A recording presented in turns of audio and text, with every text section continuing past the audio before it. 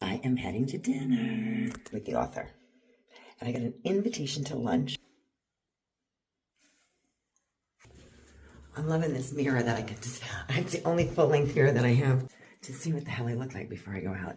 And by the way, I got a Manx wool scarf today that I'm going to use as a wrap. And it matches. I got these on. That's all I'm talking about. I'm back from dinner. I had a great time. Dinner was ridiculously fucking expensive. I don't know so much that the prices here are expensive. It's the conversion. It's the fucking conversion. The dollar is worth nothing. So a $200 dinner is going to cost me $250.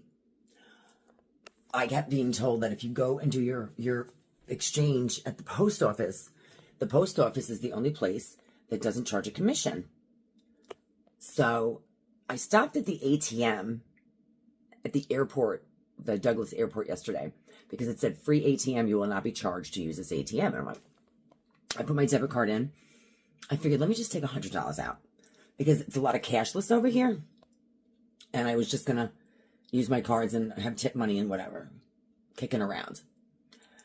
It told me that if I took $100, maybe it was 150. I think it was going to take 150 out. I think it was going to cost me 197. And I'm like, fuck that. Because there's a 6% surcharge put on in addition to the conversion. I said, I'm not going to lose $50 on $150. So, no, it wasn't that bad. It's going to cost me $146 to get out 100. So it was like 46. When I went to the post office today, I was going to give her 150. And she told me it would cost me 197 to get 150. I'm like, fuck. So I'm like, just do 50. Just give me $50. I give her $50. I got 32 back. And that went buying coffee and breakfast this morning. Some pastry, I brought some snacks back to the room and some coffees when we went to the other little island. There's a little island. Oh my gosh, it's not Baby Island. Fuck, I forgot what it's called. There's this little tiny detached island. And it's part of the Isle of Man. But it's not habited other than the game warden's cabin. And they make sure that the animals are safe over there. And they used to swim the cows across the sea in the shallow section to bring them up and graze over there. Dinner was not that good. First, he wanted Indian food. Oh, you like Indian food? I'm like, well, sorta. I don't eat anything spicy.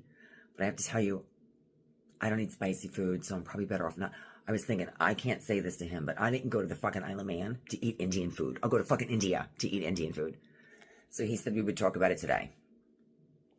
I said, is there anywhere else you'd like to eat? What other kind of food do you like? Italian.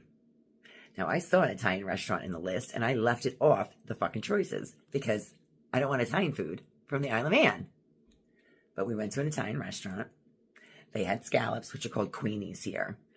All the fish that they serve has been freshly caught no more than 40 yards from the shore within the last 24 hours. So super fresh. I'm like, I love sea scallops, and we're near the Irish Sea. And yes, they were fresh, but they were fucking bay scallops. They don't taste the same. Irish creme brulee, disgusting. He said everything was delicious. We had the same entree. I'm like, I don't know what the fuck he's eating. But when I made the reservation this morning, they had no problem. And when we got there, there was only one other table. I'm like, I was worried about reservations. It's one other table. But it got busy by the time we were leaving. And he's like, I can't believe how busy this is. This place is packed. I mean, they only had 12 tables in the place.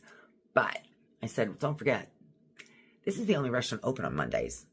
Most restaurants are closed on Monday, but on the Isle of Man, a lot of them are closed on Monday and Tuesday. So this place was smart. It's almost like, we know we suck. We're pretentious.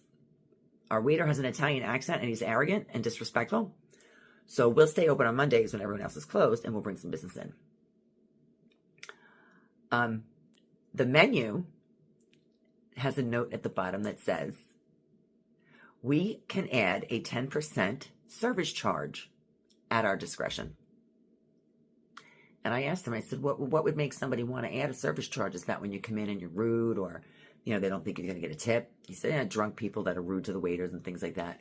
He said, they don't tip here the way they do anywhere else. If you give them 5 to 10%, they're thrilled.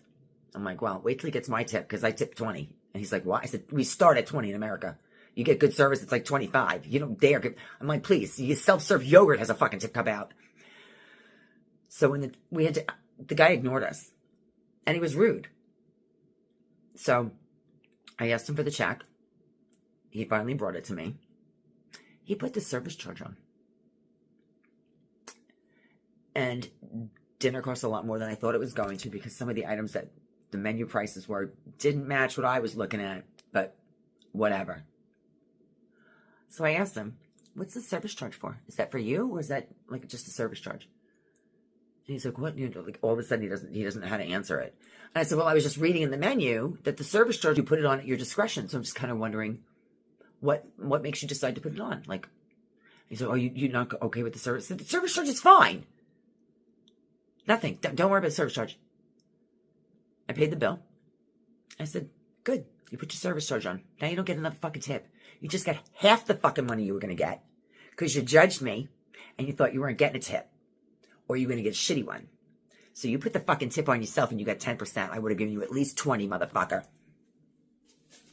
But we went to all of William Kenish's places today. He has a postage stamp, but they were sold in limited edition. So I have to go down to the main post office and see if they still have any and try to get them, because I want those postage stamps. We met the instructors at the school. I'm just going to put a video slideshow together of all the places I went today, because this place is fucking gorgeous. And one of the, in the Manx village, they still use thatched roofs on the houses. It's fucking awesome. I got a Manx wool scarf that matched my dress. He checked everything. Everything was authentic. This is an authentic Manx. He said it's like a dish towel. But it's like a saying about all the different places here. And my name's in it. The Laxey Manx tartan with the blue for the sea, the green for the hills, the gold for the gorse, the purple for the heather, the white for the cottages. And so I'm just going to hang this in my kitchen. And luckily it's got like blues and turquoises. And then I also bought a little Manx language pocketbook. And I always get a coffee mug. So I got a Manx coffee mug. And now I have to get rid of shit in my suitcase so I can get the stuff packed and fit in there for the way home. Oh, hang on. And the 3 legs is the Isle of Man flag. So it says Isle of Man and Ellen Yannon. And it is Celtic. I think I'm going to stay in tonight. I didn't realize. I thought I was getting 1 day with the author. He's meeting me tomorrow morning and the following day. He's going to take me to a few more places, which I'm not going to turn down. But he saw how beat up my book was from getting beat up through the airport. And it fell off TJ's console on the way to the airport. And the binding broke. He fixed the book for me. He had new covers at his house. He had extra sleeves. So he put a brand new sleeve on it for me and fixed it. And then he gave me a little pamphlet, the memorial dedication that was done when my great-grandfather finally got his headstone. Oh, he rebound it for me. He taped it. He told me it came signed, but I said, I want another signature. There was going to be a potential film made about my great-great-grandfather's life. He was in touch with a few screenwriters and some people that were in Parliament, sent them the book, told them about it. They sent it to someone to have a look at, and then this was around the shutdown. They said, thank you, we received it, we'll be in touch, and then they hadn't been in touch. I got the emotional side of everything today, because I saw how badly he was robbed and taken advantage of, and all of his inventions, how many things he invented. The pneumatic tubes that the banks use, he developed for the fucking UK. The English post offices were using those, and he developed those tubes. I mean, just so many things. There was a design that he had come up with for something that was in a contest, and they have all the archived records of everything except the results of the contest, and his designs disappeared, and someone else suddenly had them. So he was robbed a few times, and they said that he was a brilliant man, but he was a really bad businessman. And he just was. Sounds like someone else I know. So he spent time in debtor's prison I went to see the prison today with the debtor's prison. He had to stay there from November through January. And so, because he was going to teach classes and make the money, and then he didn't have enough students that could afford to pay for the classes, and so he couldn't pay the debt, and he had to go to jail. It's so sad to think that the stuff that he designed and developed is still in use today and has moved, it moved technology like light years from where it was. And it sounds like he lived a really hard life. He lived a really hard life. And he just kept trying. He just kept trying, kept writing, kept inventing things. They found another entire book of his poetry that's been included in his biography. And he's going to put all of the information that he has on a thumb drive. And I told him that I would be really interested in potentially writing like a rough screenplay. And his face lit up. I've never seen anyone so excited. He said that it was a really enjoyable time with me because it was nice to spend time with someone who had an interest and was interesting conversation, because they're all about facts. And I was I saw his childhood home. I saw where he was born. There's all dedication and memorial plaques all over the place. But for the most part, he's forgotten. The college is named after him and nobody even knows it. I'm like, William Cash, like who? So I feel like he deserves his credit. He should get his due. And since I can bring the emotion to the facts, he's like, I can't. He's like, I listed all the facts. I said, I bet you and I together could fucking write a general rough screenplay and talk about how something was probably stolen from him, or that the admiral and the first commander on the ships absolutely loved him, respected him, and appreciated him, but that all of the ship's first mates, I guess, didn't, because he was a threat to them, and they, he was constantly sabotaged and treated like shit.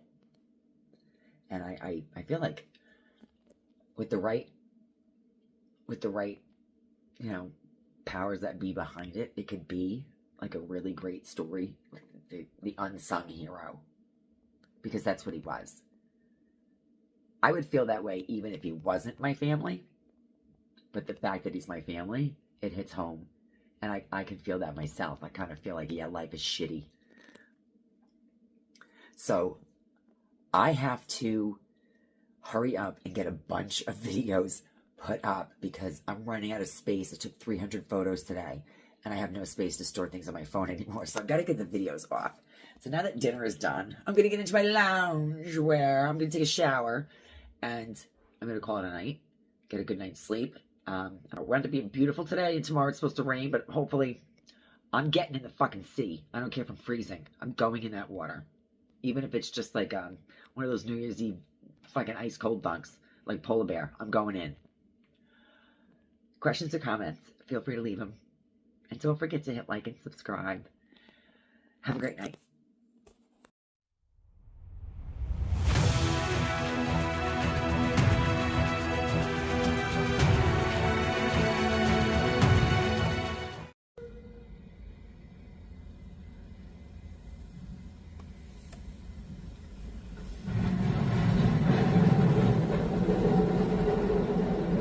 It's pretty.